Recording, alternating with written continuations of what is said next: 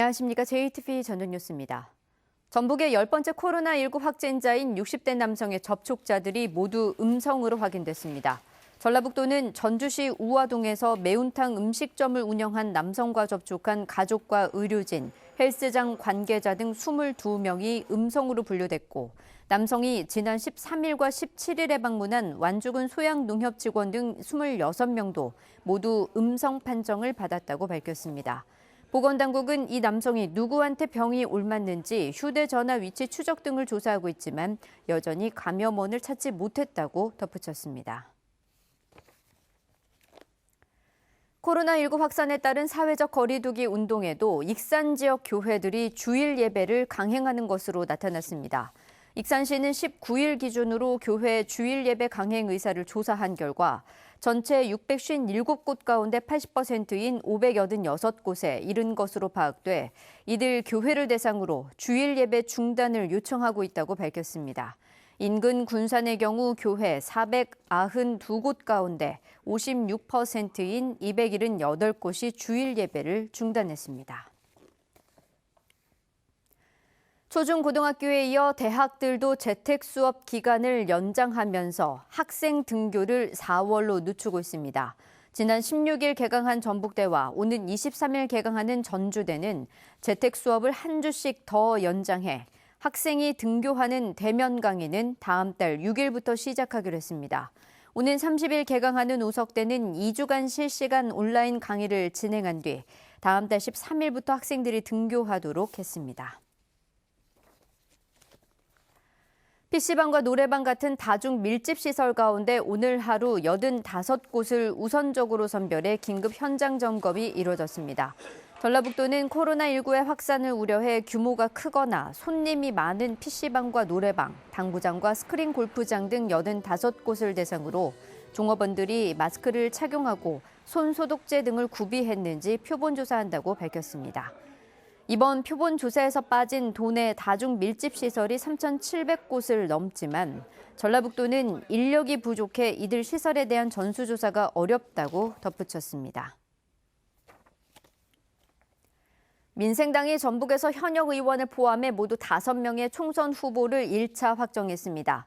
민생당의 후보가 확정된 선거구는 전주갑의 김광수, 전주병의 정동영, 익산을의 조배숙, 정읍고창의 유성엽, 그리고 김제부안, 김경민 예비 후보 등 5명입니다. 민생당은 전주 을과 복수의 예비 후보가 나와 있는 익산 을은 다음 주 초에 최종 확정할 예정입니다.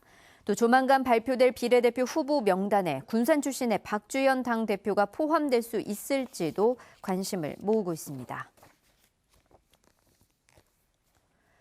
이번 총선부터 선거권이 18세로 확대되는 만큼 학생들을 위한 체계적인 교육이 필요하다는 의견이 나왔습니다.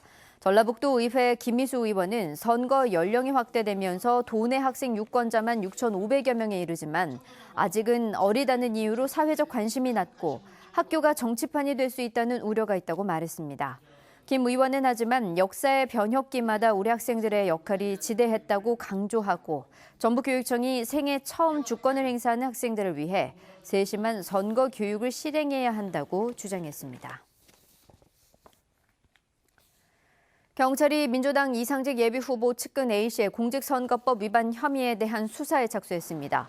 전주 완산경찰서는 A씨가 이 후보의 중소벤처기업진흥공단 이사장 시절 지방 의원들에게 이사장 명의로 명절 선물을 돌린 혐의와 관련해 지난 17일 A씨의 집과 차량, 휴대전화를 압수수색한 것으로 알려졌습니다.